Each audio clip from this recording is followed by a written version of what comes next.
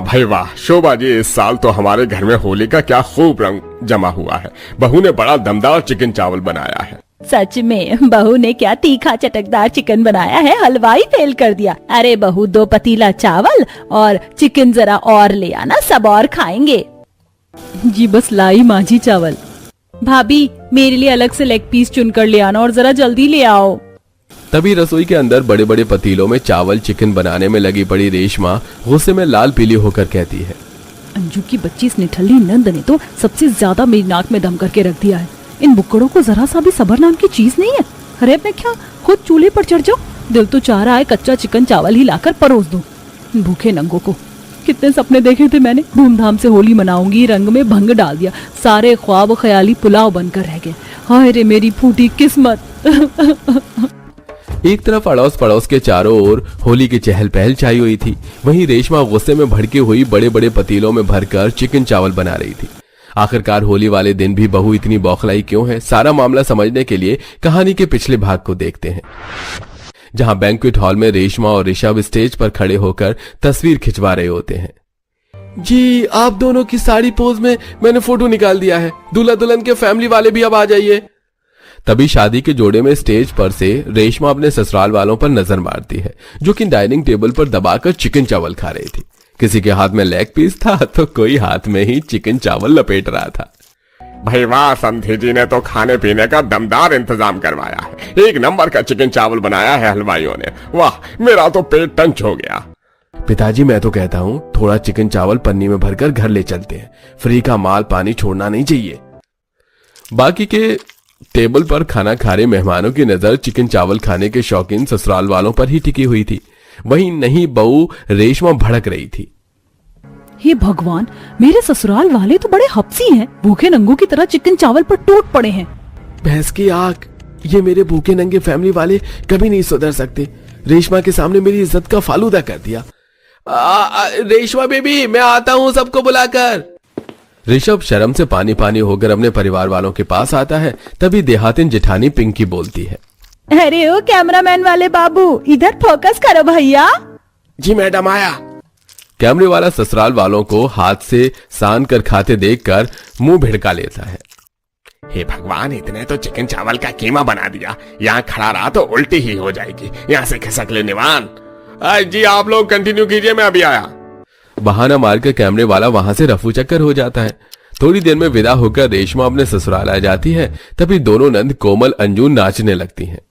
भाभी के संग होली में रंग गुलाल मनाएंगे, आएगी जब जब दिवाली मिलकर दीप जलाएंगे।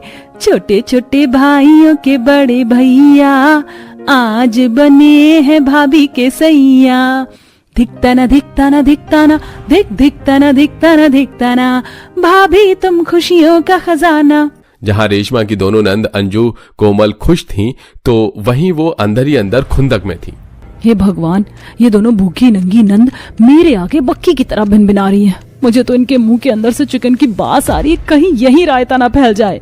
दरअसल रेशमा प्योर वेजिटेरियन थी, पर उसकी शादी एक नॉन वेजिटेरियन परिवार में हो जाती है, जिसका भेद शादी होने के बाद खुलता है। पर कहते हैं ना, अब पछताए का होत जब चिड़िया चुग गई खेत। आखिरकार रेशमा अपने नॉन वेजिटेरियन भूखे नंगे ससुराल वालों के बीच में कैसे एडजस्ट करेगी।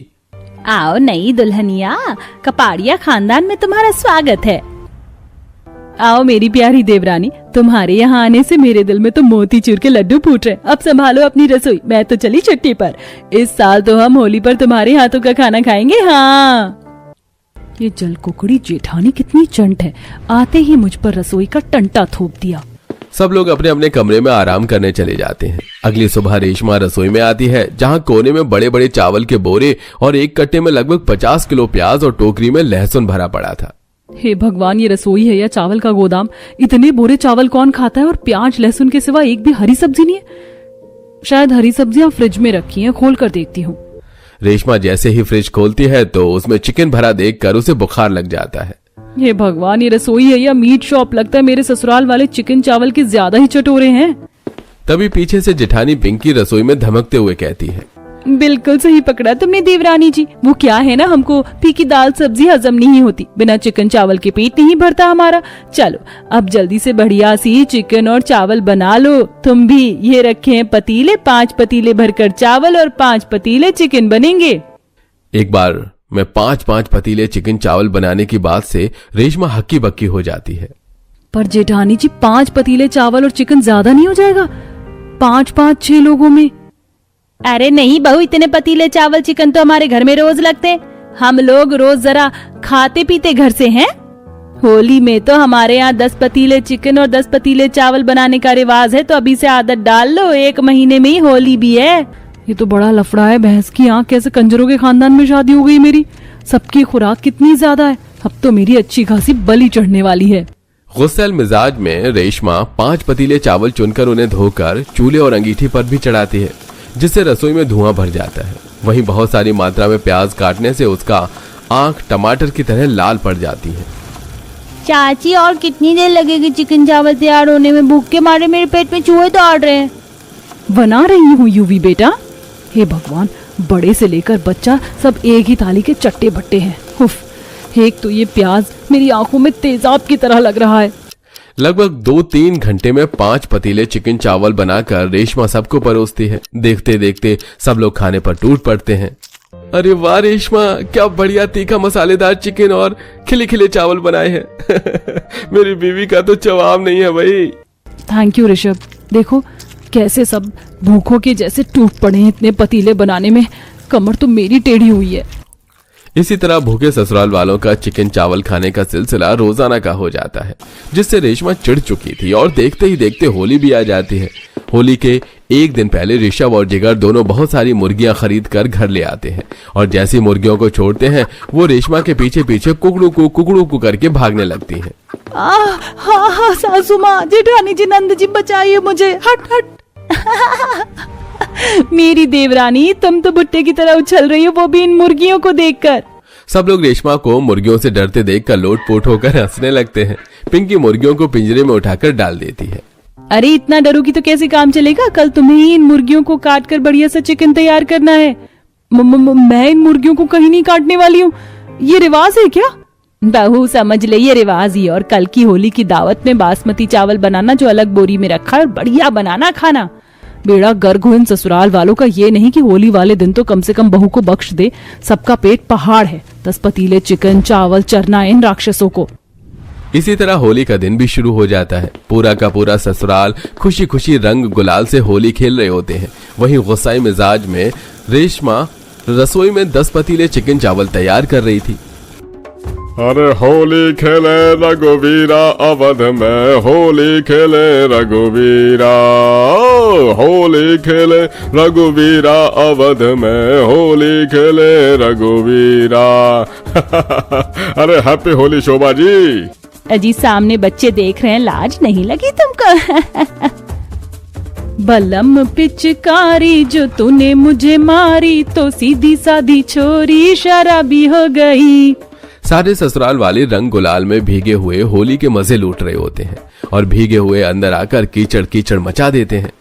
अरे बहू, जल्दी से हमारा चिकन चावल परोस दो। अरे भूख के मारे पेट में मूषक देवता खलबली मचा रहे हैं।